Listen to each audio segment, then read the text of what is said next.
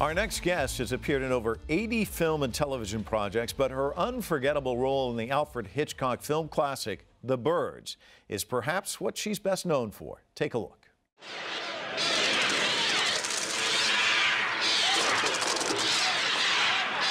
Why are they doing this? Why are they doing this? Who are you? What are you? Where did you come from?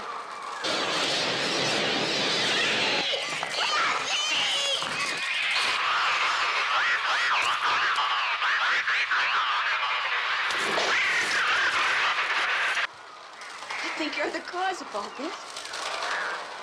I think you're evil.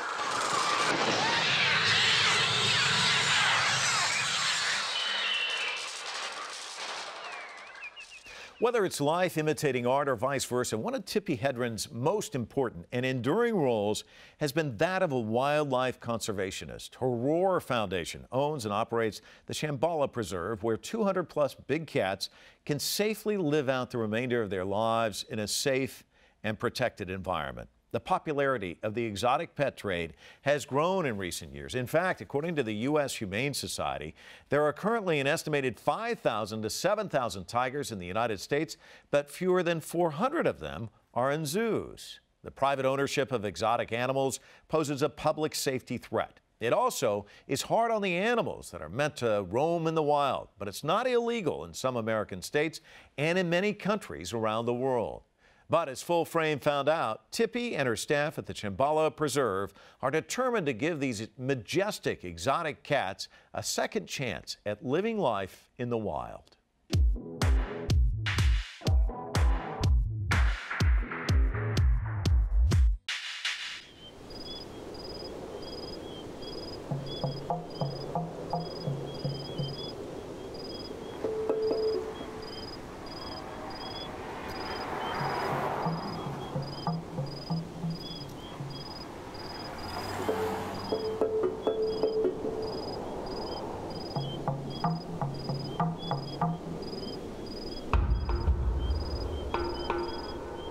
Welcome to the Shambala Penitentiary.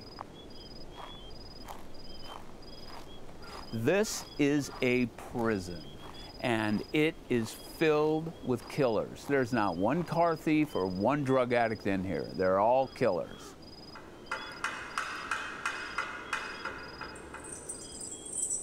And they all are doing a life sentence, and they all committed the exact same crime.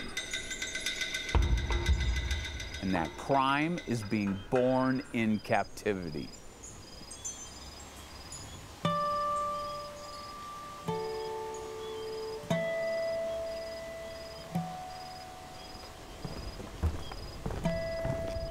There are 33 cats on the property, and they are our responsibility. We don't buy, sell, breed, or trade. What we do is clean up someone else's mess.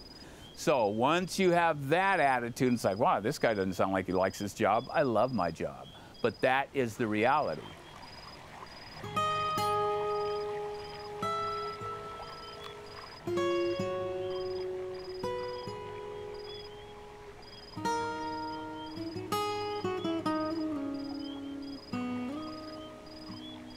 I started here in 1975. I started here as a welder, and as time went on, there was 2 elephants here, African elephants, and the person that was working the elephants at the time left and went to be a sound man for the studios. And so I went to Tippi and her then husband and said, look, I want to work your elephants. And they went, you know, how can you do that? You have no background in working these animals. And I said, yeah, but I do have a background in a life that sucks, and I don't like the way the elephants were handled here. I literally moved in with the elephants and never left them. So as time went on, they started following me, and then the control switched. But that comes from giving your entire life to an animal and completely giving up your regular life. And most people won't do that. And, but as I did it, it really became apparent that this is the only way this is going to work. And I became quite successful at it. But I literally gave my entire life to 2 elephants. Timbo died in 2005, Cora died in 2000. So when Timbo died, he died of natural causes, which was a success story. It's like, hey, I did it. You know, I promised these animals I'd stay with them until one of us died, and they both passed away from natural causes. So it was like a success story the day he died. Now, the day he died, true, I spent 29 years with these animals, and so I lost my best friend. You know, it was a bad, bad day. But to just dwell on that day is ripping yourself off of 29 years, 29 unbelievable years. I mean, I'm a guy that had 2 elephants, and it was a great, great life.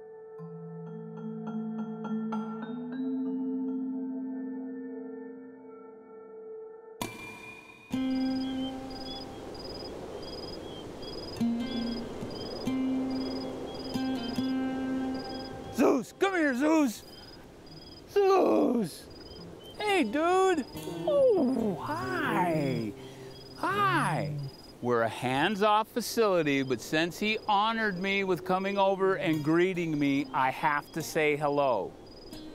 According to Fish and Wildlife and USDA, the animals have to be kept in regulation compounds, meaning a 30 by 20 facility. That's all they need, according to regs. So we take those regulations and we exceed them. We don't have to give them these sizes of compounds. We choose to, since they will never leave this place. We try to give them, one of our claims to fame is we try to give them as much room as possible. So these 2 tigers, Shatari and Shere Khan, came from a private owner that thought he was going to build a Shambala, and then realized what it takes to have a place like this. It costs $1 million a year to run this place, and it's all done by private donations. There's no corporate backing whatsoever. So that $1 million a year, break that down, that's $70,000 a month. Break that down, that's $20,000 every 7 days without fail. So when people start realizing what it takes to run a place like this and to maintain it, some people just don't know what they're getting into. Then the other side of this is he was real cute when he was little. Then look what he turned into. That thing will eat you and not feel bad one bit.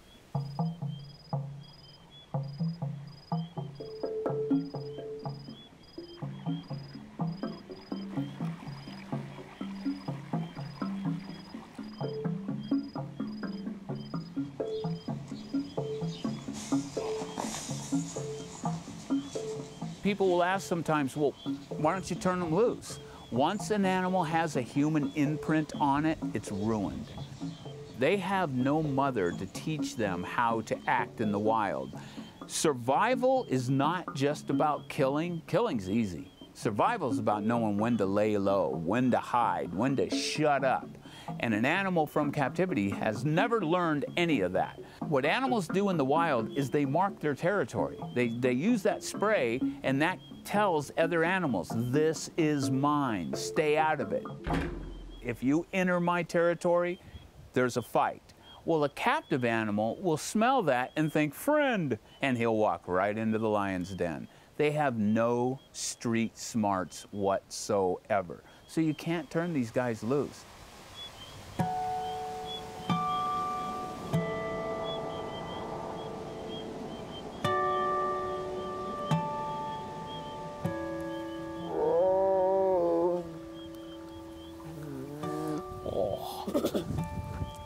She's deaf, and so you got to do hand signals with her. And this is a hands-off facility, but us, we basically have to reward the animals for coming up and recognizing us. It's easier to medicate them. It's easier to get them to do what you want them to do because we don't work with the animals here. But if you have to medicate one, if you have to put it in the holding cage, if you have to deal with the animal, it's good to have some sort of rapport with that animal.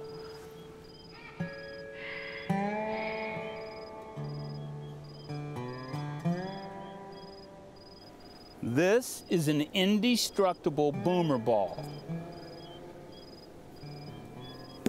As hard as I can. That's all I can do. They do this just playing. The human body was not meant to be played with by a lion or a tiger. Bad, bad pet. Makes a rotten pet. We get letters from people, you know, people that have volunteered here, and then they go to Africa and they're interested in the cheetah program. I mean, we're proud of that. We're proud of getting people, educating people to how bad it is to have these animals in captivity, because they don't make good pets at all. A lion or a tiger will kill you and go to sleep and sleep fine. Wake up the next morning and say, what's next?